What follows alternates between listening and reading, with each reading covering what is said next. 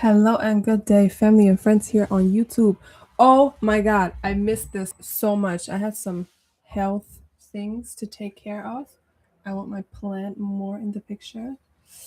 But I'm happy to be here. And the reason for that is, aside from the fact that I just like being here, that today is actually the day where we're going to introduce the second half of the picture, the second half of what I'm here to share on this YouTube channel, so far at least. That second half is called life design. What is life design? Why are we talking about it? Why is it so important? Up to this point, this channel has been speaking a lot about purpose, about calling, about how we all come into this world with a very unique and very specific thing that is in us, and that we are born into this world, into this incarnation to bring this out into the world and to manifest this out into the world, right? To then gift, contribute, and gift our talent so that it actually is the gift that it is from the first place. So we have been speaking a lot about what that means. We've been speaking a lot about, and if you don't, just go back into the videos thus far. We've been speaking a lot about that. We have been talking a lot about how our gift, our purpose, our calling, the thing that we came to do, how it is such a inside job, how we are born with it, it's inside, and how in order to live that out, we have to access it from within, how we find the answers within, how we cultivate time so that we can look within, how we can cultivate the tools and the necessary mindset, mind frame, approach in order to go within, to then get it from inside, right? So far we've been speaking a lot about this whole inner directed work, viewpoint, however you want to call it. Up to this point, we have been looking inside most of the time. Now, of course, in any attempt to live a life where the spiritual matches the physical, where it becomes one, in any attempt to live a spiritually sound life, in any attempt to live a life that fulfills us in a material way, but also in a spiritual way, every time we try to do that, inner work and the work on us, of course, is only one half of the picture. Because we are born into this material world. The things around us are physical, the things around us are material, right? So that is the second part of the picture that we're looking into now. Every time you come across content that speaks about manifesting your life, that brings about, that talks about bringing to life the original architecture that you were born with, bringing to life the original structure that you were born with. Understandably, as we have done on this channel, we have to speak about the very thing we're trying to do in the first place, right? That's the North Star. This is where we're going. But then, of course, we're still in this body. We still, we're still in this home. We still have to do the things we have to do. We still have to pay our bills. We get to pay our bills, right? There are all these things that make up the physical reality that we're born in and live in, right? And that's the whole point. We came because the point was to learn how to manipulate that in our way. And manipulate, I'm using that word in a neutral way.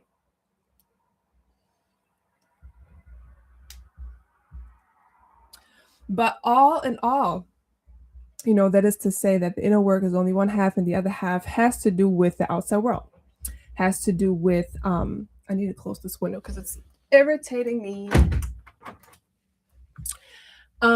So let's talk about that other half today. Let's at least have an introduction to that other half today. That other half I lovingly call life design. Life design. What is life design, and why is it relevant for the conversation that we're having here when it's about doing what you came to do? Life design is a discipline that comes from actually design thinking. If you don't know design thinking is a discipline that in turn has been derived from actual literal design, how designers work. So design thinking is an approach that, has been put together based on design principles. In design, everything is about solving a problem. I know the first thought that people outside of this field have, or like the first association they have, has something to do with aesthetics and making things look nice. But really, the function that is below all of that, the function of design is to make things work, is to make things functional. And then from there, you fine tune it into a way where it just seamlessly, where you don't even notice it in the best way, right?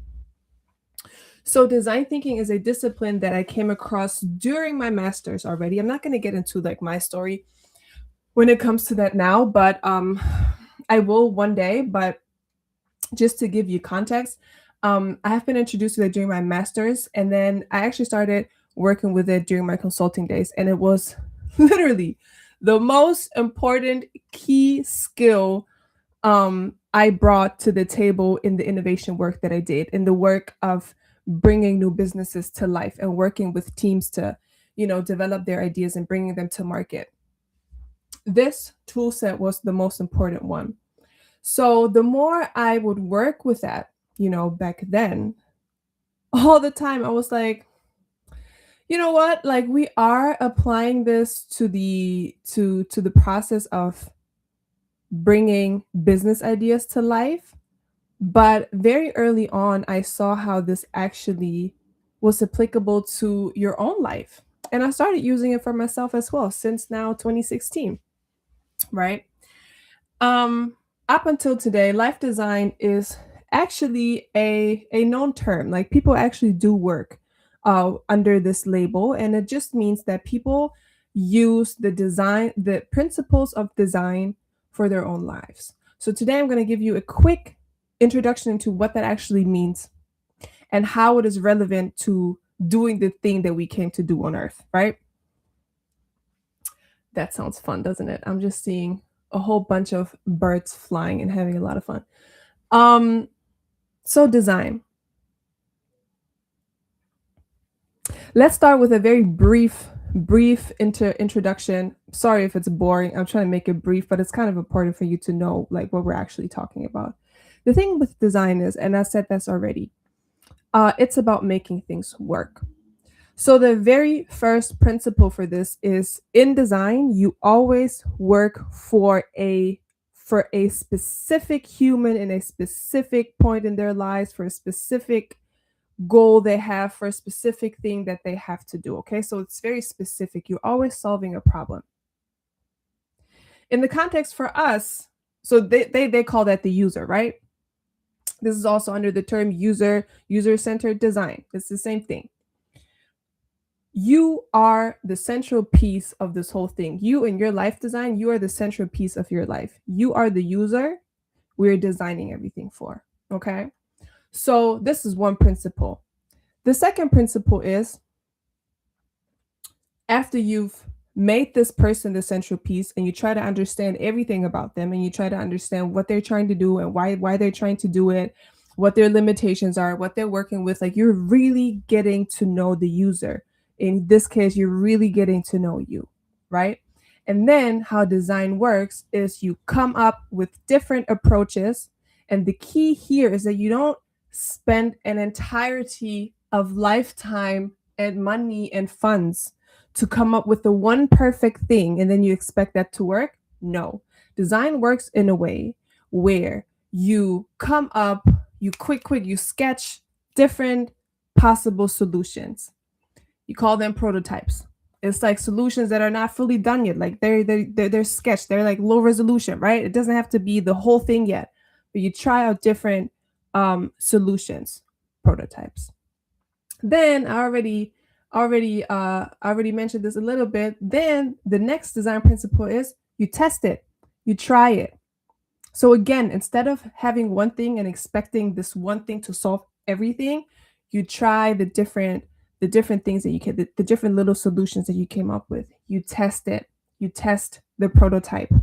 So you do that, and then the thing is you learn. You take in feedback. You do this in a structured way, okay? You take in feedback.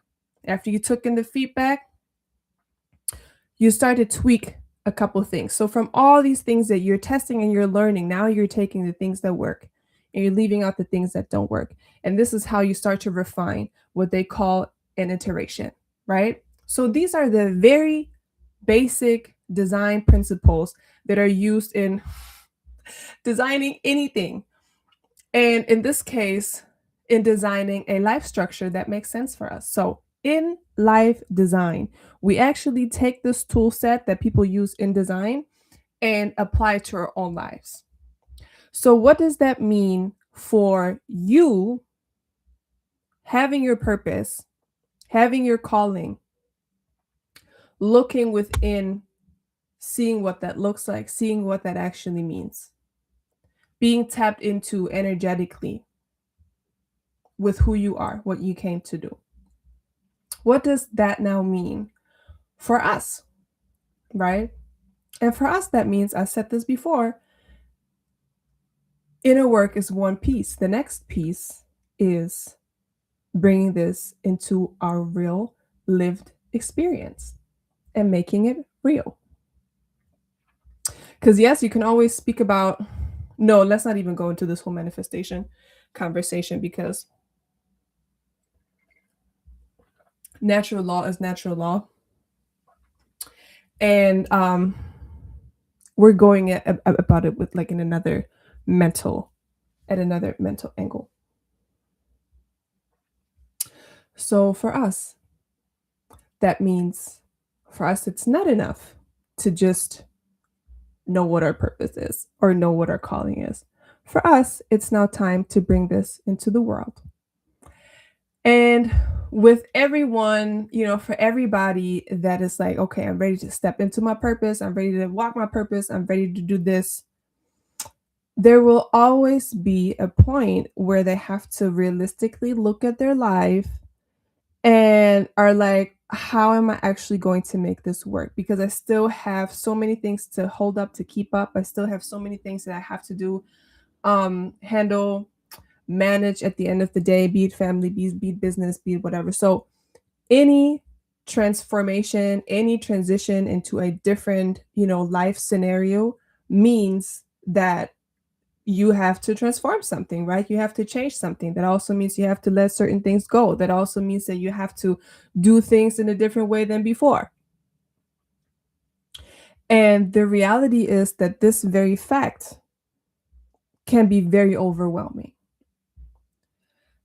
And what I see in people, which is natural, but what I see in people and myself in an untrained state before included, there's just this sense of overwhelm. There's just this sense of, we have this all or nothing mentality. We think that it's either whatever my life is now or it's the calling. We think it's black or white.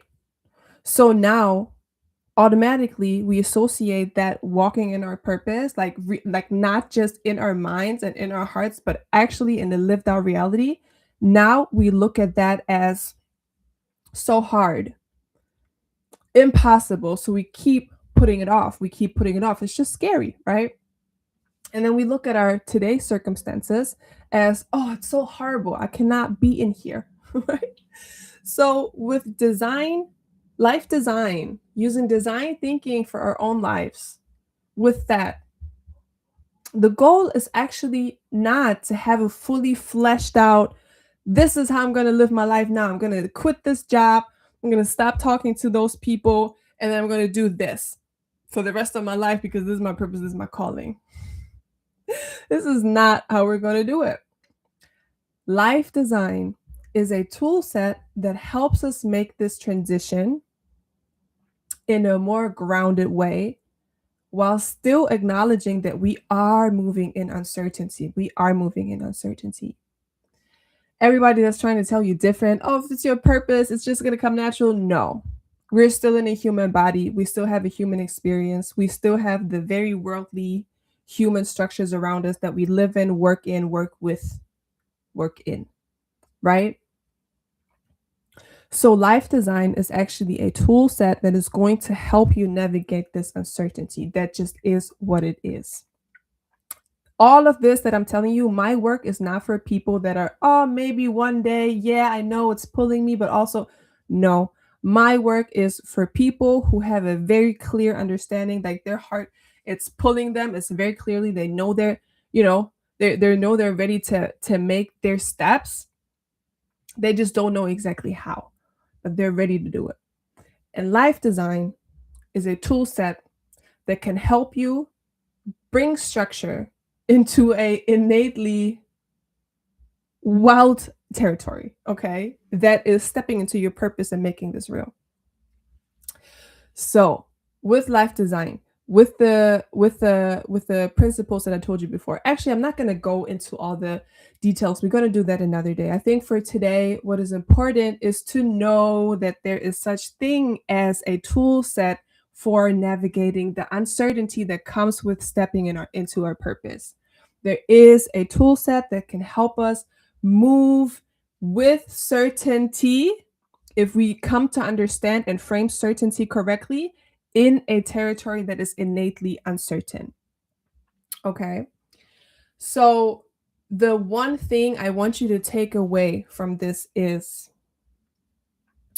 transitioning into our new lives. Whatever that is it's different for everybody. Transitioning into our new lives is not a black or white, all or nothing scenario.